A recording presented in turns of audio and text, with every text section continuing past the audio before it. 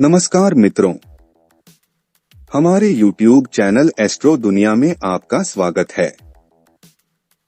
मित्रों, जैसा कि आप जानते ही हैं, रावण बहुत अभिमानी राक्षस था, जिसके पास अथाह ज्ञान भी था। उसने भगवान शंकर से अस्त्र शस्त्र भी हासिल किए थे। रावण के पास शक्तियां अपार थी, जिसका प्रयोग वह विभिन्न कार्यों में किया करता था। उसने अपने जीवन में सीता माता का हरण करके बहुत बड़ी गलती कर दी, जिसका खामियाजा उसके संपूर्ण वंश को उठाना पड़ा। फिलहाल हम आपको यह बताना चाहते हैं कि रावण ने अपने जीवन में विभिन्न प्रकार की भविष्यवाणियां की थी, जो सत्य भी हुई थी, जो कि महिलाओं के बारे में भी बहुत सी बातें कही थी। मित्रों, रावण पर आधारित विभिन्न प्रकार के ग्रंथ भी लिखे गए हैं। रावण संहिता के अनुसार स्त्रियों के संबंध में विभिन्न बातें लिखी गई है,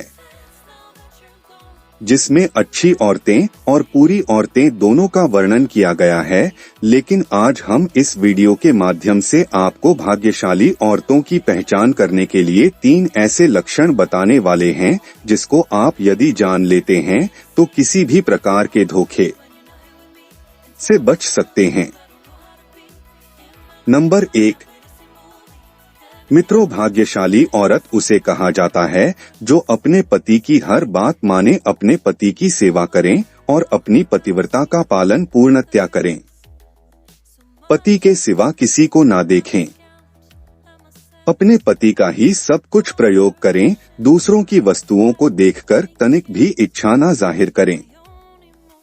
मित्रों, समाज में ऐसी स्त्रियां बहुत कम ही होती हैं, क्योंकि देखा जाए तो बहुत सी स्त्रियां ऐसी हैं जो दूसरों को देखते ही तुरंत कहती कि हमें यह चीज चाहिए, हमें वह चीज चाहिए, क्योंकि उसके पास है, हमारे पास नहीं है। इसलिए मित्रों, हमेशा ध्यान रखिए, जो स्त्री स्वयं में संतुष्ट होती है, वह अपने आप में बहुत संतोषी होती है, उसे ही सबसे ज्यादा अच्छा माना जाता है। नंबर 2, स्त्रियों के शरीर में किसी प्रकार की हलचल नहीं होती, अर्थात चंचलता तो होती है, लेकिन वह पुरुषों के सामने कम चंचलता दिखाती हैं। उन्हें दुनिया की भाग्यशाली औरतों में गिना जाता है, क्योंकि वह लोगों के सामने प्रदर्शन कम करती हैं और एकांत में अपने पति के साथ ही संतुष्ट रहती हैं। इसके विपरीत जो इस दुनिया में अपने पति के साथ रहने के अलावा दूसरों के साथ भी रहना पसंद करती हैं, अर्थात उनसे हंसी मजाक करती है, उनसे ही आंखें चार करती हैं, ऐसी औरतें ठीक नहीं होती है। नंबर 3, अब मैं आपको वह बात बताने वाला हूँ मित्रों, जो कि अति महत्वपूर्ण है। मित्रों, पुराणों के अनुसार से औरतें बड़ी ही अच्छी मानी जाती है, जो अपनी परिस्थितियों के अनुसार जीना सीखती हैं, अर्थात वह पति के बजट के अनुसार अपना खर्च करती है, किसी भी प्रकार फिजूल खर्चे में नहीं पड़ती है। वह अपने पति के साथ जो भी रुखा सुखा मिलता है, उसी में संतोष करती हैं, अपने बजट के अनुसार सारा कार्य करती है। यदि पैसा नहीं है तो वह जीत भी नहीं करती है।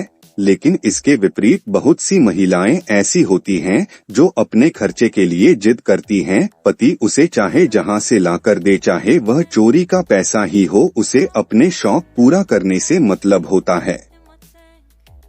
ऐसी स्त्रियां समाज के लिए भी घातक होती है, जो पैसों के लिए किसी के साथ भी हो लेती हैं।